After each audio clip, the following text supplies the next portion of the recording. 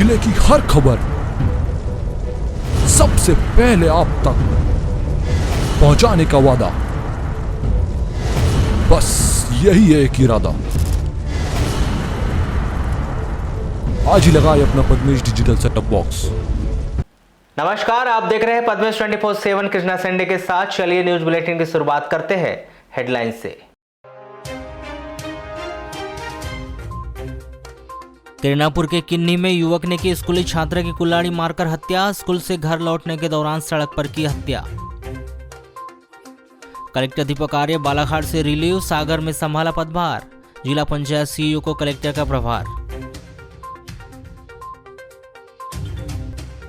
जिले भर में मनाया गया पोला पाटन का त्योहार। किसानों के मित्र बैलों की हुई विशेष पूजा।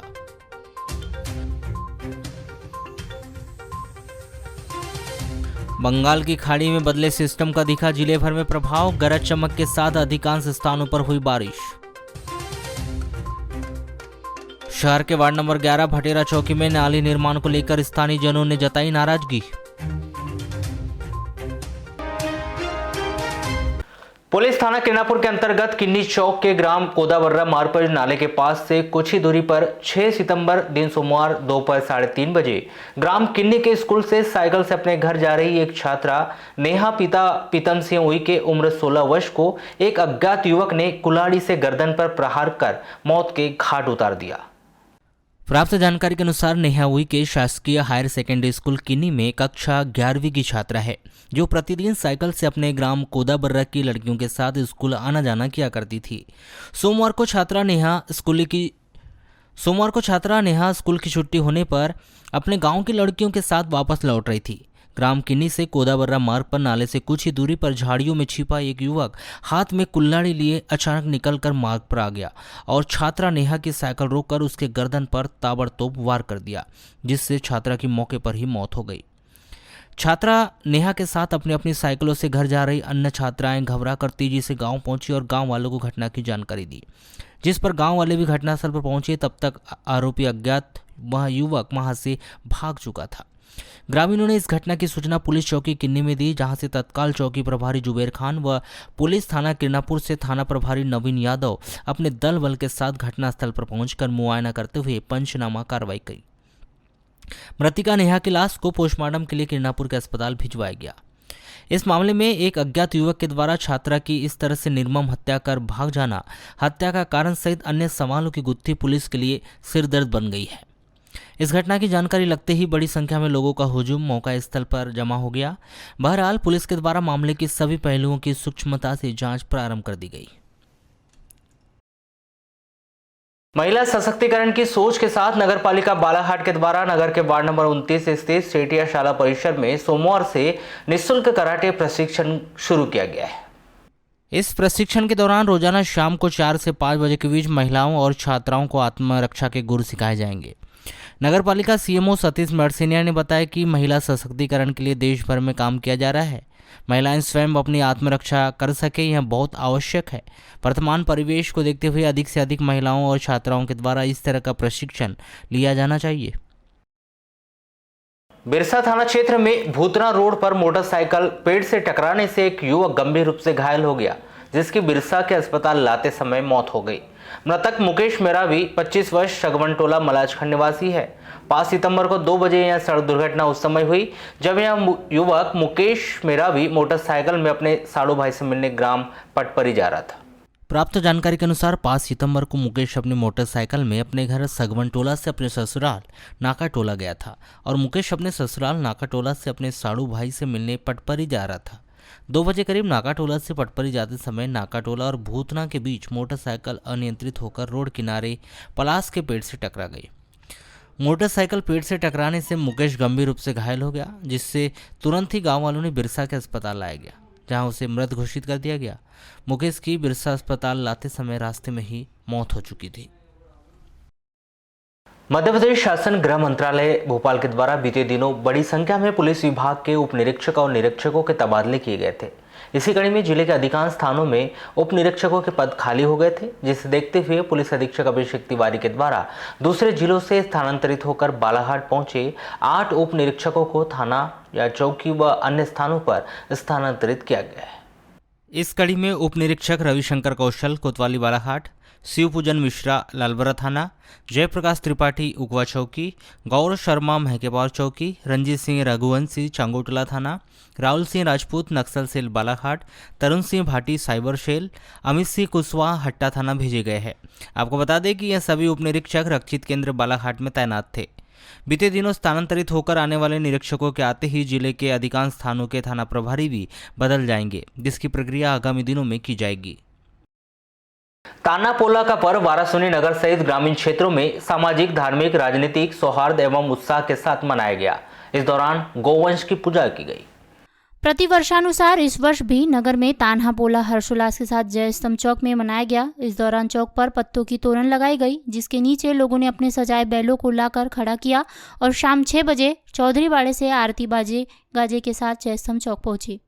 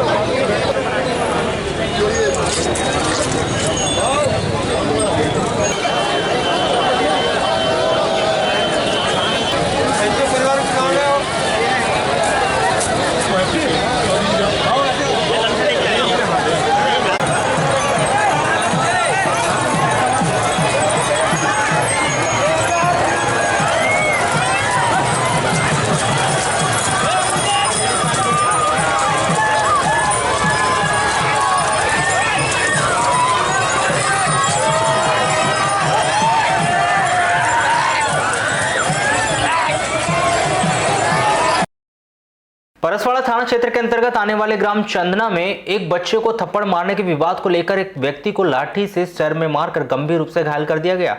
5 सितंबर की शाम 6 बजे यह घटना आपसी रंजिश के चलते हुई। घायल व्यक्ति रामपिता दशरथ शरणागत 38 वर्ष ग्राम चंदना निवासी को जिला अस्पताल बालाघाट में भर्ती किया गया है। इस मामले में परसवाड़ा पुलिस ने रोहित क्षीरसागर, आशीष क्षीरसागर और बसंत क्षीरसागर के विरुद्ध आपराधिक प्रकरण दर्ज कर विवेचना शुरू की है। प्राप्त जानकारी के अनुसार राम शरणागत बिल्डिंग वर्क में मिस्त्री का काम करता है, जिनके पड़ोस में ही रोहित क्षीरसागर अपने पूरे परिवार के साथ रहता है, जो आपराधिक प्रवृत्ति का युवक है। बताया गया है कि 5 सितंबर की शाम 6 बजे लक्ष्मण शरणागत अपने घर के सामने खड़ा था। उसी समय रोहित क्षीरसागर भी घर के सामने था और वह शराब पीकर मोहल्ले में हल्ला कर रहा था।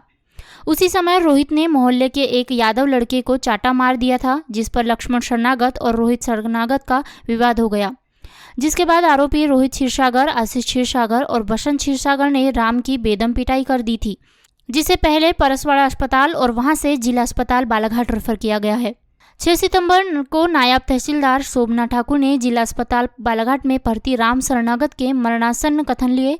वहीं परसवाड़ा थाने के सहायक उप निरीक्षक रमेश पटेल ने भी जिला स्थल पहुंचकर घायल राम शरणागत के बयान लेकर जांच पड़ताल शुरू की है और तीनों लोगों के विरुद्ध आपराधिक प्रकरण दर्ज कर विवेचना शुरू की है।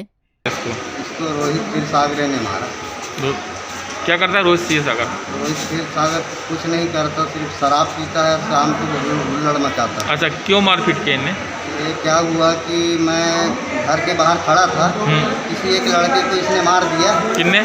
रोहित क्षीरसागर ने। मैं बोलने गया कि इसको क्यों मार रहा है यार, उसने बोला कि तू होता है फुट तोड़ा एक लकड़ी का, और फिर एक मारने दौड़ गया मेरे को। तो मैं मेरे भाई को बुलाया, बड़े भाई को, वो बीच बचाव करने आया तो मेरे भाई के सर पे उसने लाठी से मारा।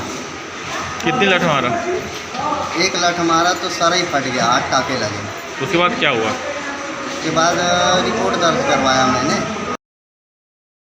विश्वकर्मा समाज के लोग सोमवार को कलेक्टर कार्यालय पहुंचे, जहां उन्होंने प्रधानमंत्री नरेंद्र मोदी एवं मुख्यमंत्री के नाम कलेक्टर को ज्ञापन सौंपकर विश्वकर्मा जयंती के दिन 17 सितंबर को सार्वजनिक अवकाश घोषित किए जाने की मांग की। इस दौरान विश्वकर्मा समाज संगठन के अध्यक्ष रविंद्र कुमार विश्वकर्मा ने बताया कि 17 सितंबर को भगवान विश्वकर्मा की सामूहिक पूजा बड़े बड़े कारखानों में धूमधाम से की जाती है।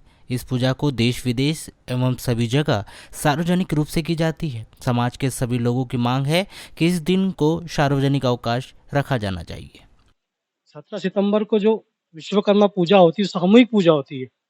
देश विदेश सारे राज्यों और सारे विभाग जो कि यंत्र और मंत्र के ज्ञाता सृजनकर्ता श्री भगवान विश्वकर्मा जी, बड़े बड़े कारखानों में धूमधाम से विधिवत अनेक प्रकार से पूजा की जाती है। तो हम माननीय प्रधानमंत्री जी और मुख्यमंत्री से निवेदन करते हैं कि क्यों ना 17 सितंबर को सामूहिक पूजा के तौर पे एक सार्वजनिक अवकाश घोषित की जाए।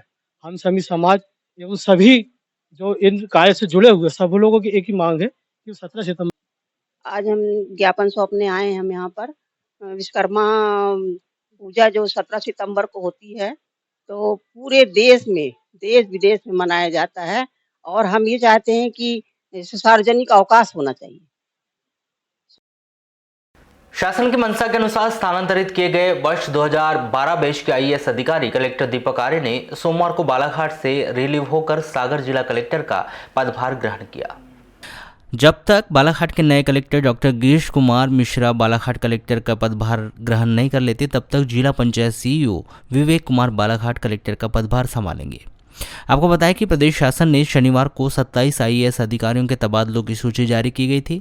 इस सूची में बालाघाट कलेक्टर दीपक आर्य, बालाघाट जिला पंचायत सीईओ उमा माहेश्वरी और बीते कुछ दिन पहले बालाघाट स्थानांतरित होकर पहुंचे अपर कलेक्टर विवेक कुमार का स्थानांतरण किया गया था, जिसमें वर्ष 2012 बैच के आईएएस अधिकारी बालाघाट कलेक्टर दीपक आर्य को सागर जिले का कलेक्टर बनाया गया था। वहीं कलेक्टर दीपक आर्य के स्थान पर वर्ष 2013 बैच के आईएएस अधिकारी पूर्व अपर आयुक्त आबकारी मध्य प्रदेश ग्वालियर डॉक्टर गिरीश कुमार मिश्रा को बालाघाट कलेक्टर बनाया गया था।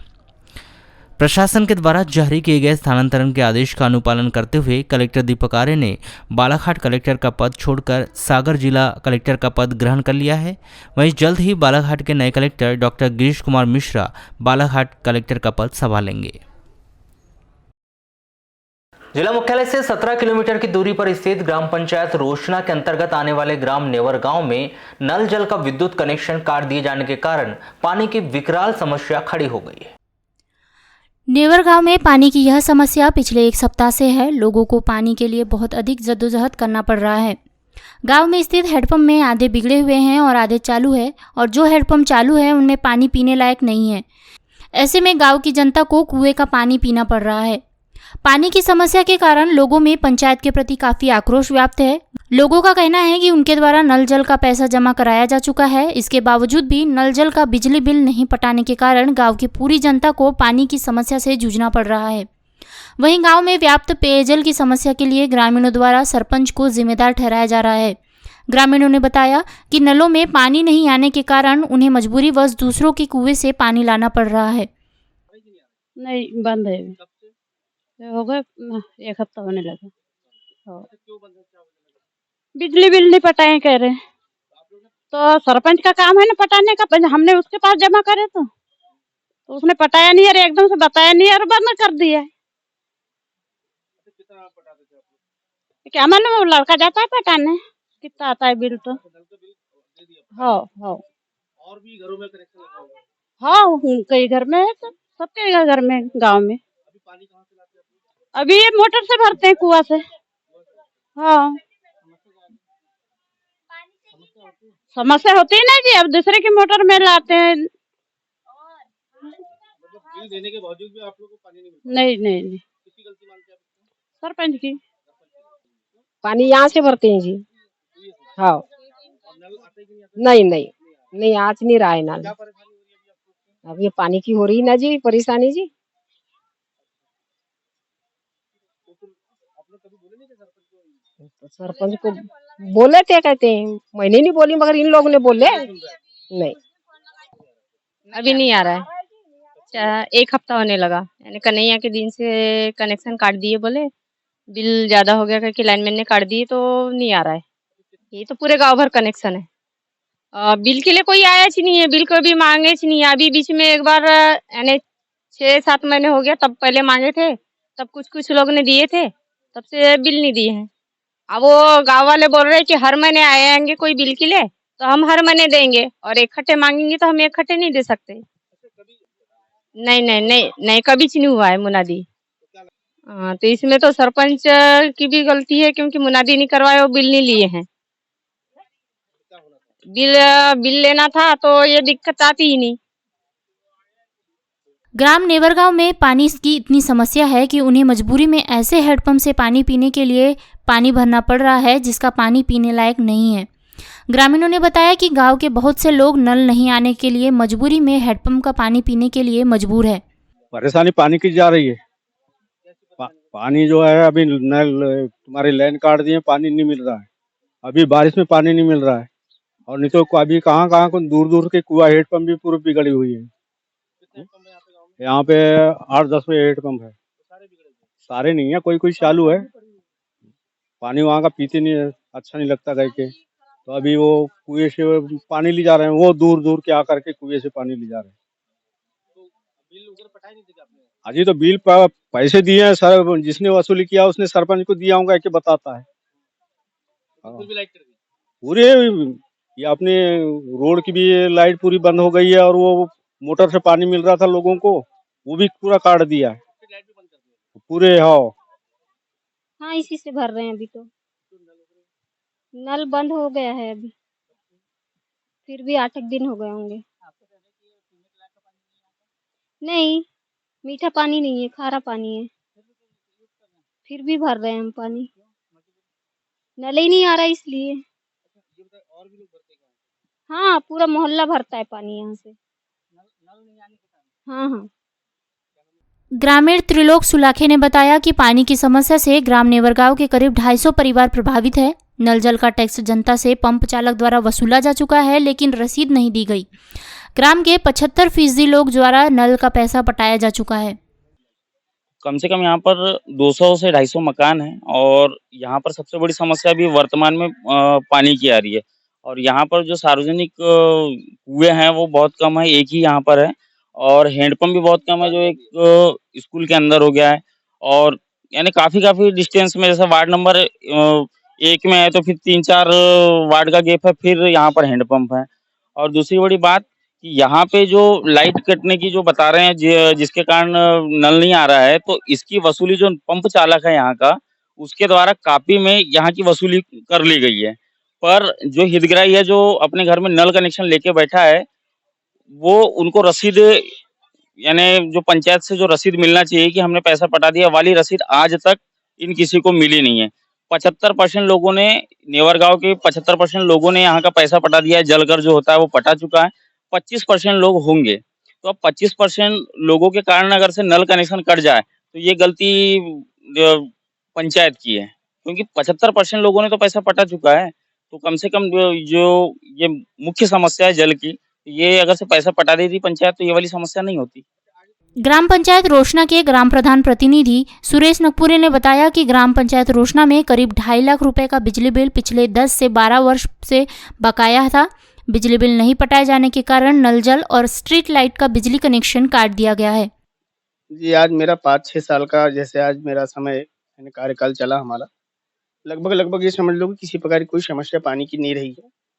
अंततः ये हुआ कि अभी जो बिजली बिल का जो मामला हमारे बीच में आया, तो लगभग ये है कि हमारे यहाँ 2-2.5 लाख रुपए जो 10-12 साल पहले का वो बिजली बिल रखा हुआ था। तो बिजली बिल की वजह से क्या है वो लाइन काट दी गई है अभी। हमने जनता को आश्वस्त किया है, साहब लोग भी आए थे, इंजीनियर साहब आए थे, उन्होंने बोले कि भैया आपको बिल पटाना है, तो जिला पंचायत जनपद से भी संपर्क किया हम लोगों ने। तो उन्होंने बोले कि आप शासन का जो 15 वित्त का जो पैसा है, रुपया आपके पास खाते में जो रखा हुआ है पंचायत निधि से, बोले आप उसको पटाइए। तो उसको पटाने की भी जो प्रोसेस है वो भी मतलब 5-7 दिन की प्रोसेस है। डीएससी वगैरह ये उनका वर्क कोड ये एसटीएस और वर्क दिखाना पड़ता है, तो उसकी वजह से थोड़ा सा लेट है। हालांकि ये 2-4 दिन में हमारा पानी का जो मामला है ये सॉल्व हो जाएगा। ग्राम में ये भी है कि देखो छोटे तबके के लोग हैं और कुछ कमाने खाने वाले भी हैं, कुछ बाहर चले जाते, नल तो लगा लिए हैं, पर ये है कि बिजली बिल अगर नल जल की वसूली की बात आती है तो क्या है कुछ लोग दे ही नहीं पाते हैं। फिर भी हमारे यहाँ हुई थी पिछले बार, हम लोगों ने लगभग ये समझ लो कि 20-22 हज़ार रुपये मैंने पटाया था जलकर का। और पिछले बार से अभी वसूली ही हमारे पास 700-800 रुपए भी वसूली की हमने जिस दिन से लाइट वाइट कटी थी, और कोशिश करेंगे कि अभी सभी लोगों को प्रेरित कर रहे हैं कि आप जनपद पंचायत बालाघाट के सीईओ गायत्री कुमार सारथी ने बताया कि समस्त पंचायतों को शासन द्वारा स्पष्ट निर्देश दिए गए हैं कि पंचायत के पास अगर स्वयं की निधि है तो उसे पटाए, नहीं तो 15वें वित्त की राशि से बिजली बिल का अनिवार्य रूप से भुगतान करे। इसमें शासन द्वारा स्पष्ट निर्देश दे दिया गया है कि पंचायतें पहले वो तो स्वयं की निधि से या स्वयं के पास उनकी निधि नहीं बची है तो 15वां वित्त से अनुपातिक रूप से बिजली बिल का बकाया निश्चित रूप से भुगतान करें। ये स्पष्ट निर्देश है सभी पंचायतों को, सभी सचिव, रोजगार सहायक और सरपंचों को निर्देशित किया जा चुका है कि आप बिजली बिल अनिवार्य रूप से भुगतान करें। इसके बाद भी यदि पंचायत या तो अपनी निधि से या 15वें वित्त से भुगतान नहीं कर रही है तो निश्चित रूप से उनकी लापरवाही है और इस पर कड़ा रुख अपनाया जाएगा। यदि पंचायत की या फिर ऑफिस की या स्ट्रीट लाइट करती है उससे आम जनों को समस्या होती है तो निश्चित रूप से सचिव, सरपंच और प्रधान पर कार्रवाई की जाएगी। अपने पति के द्वारा स्वयं की छोटी बहन को घर पर लाकर रखने की बात को लेकर मानसिक तनाव में आकर एक महिला ने अपने घर में फांसी लगाकर आत्महत्या कर ली। यह घटना बिरसा थाना क्षेत्र के अंतर्गत आने वाले ग्राम बोदा की है। बिरसा पुलिस ने मृतिका रमोतीन बाई पति राजेश यादव 32 वर्ष की फांसी पर लटकी हुई लाश उसके घर से बरामद की। प्राप्त जानकारी के अनुसार रमोतीन बाई का मायका छत्तीसगढ़ के लोहारीडी का है। 2008 में रमोतीन बाई की शादी राजेश यादव के ग्राम बोदा बिरसा निवासी के साथ हुई थी। 2012 में राजेश यादव और रमोतीन बाई की छोटी बहन कांति यादव को दूसरी पत्नी बनाकर हैदराबाद ले गया और दोनों ने शादी कर ली थी और वहीं रहते थे। रमोतीन बाई अपने 3 बच्चों को लेकर ग्राम बोदा में रहकर मजदूरी करती थी, जिसके बाद राजेश यादव हैदराबाद से अपने घर बोदा आना जाना करता था। 3 सितंबर को हैदराबाद से राजेश यादव कांति यादव को लेकर अपने घर बोदा आया। 4 सितंबर की रात्रि में सभी लोगों ने खाना खाया और रात में राजेश यादव कांति यादव की जान सोने के बाद रमोतीन बाई अपने बच्चों के साथ अपने कमरे में सोने चले गई। 5 सितंबर को सुबह 6 बजे रमोतीन बाई को उसकी बड़ी बेटी अंबिका ने घर में फांसी पर लटका देखा और अपने पिता राजेश यादव को बताया।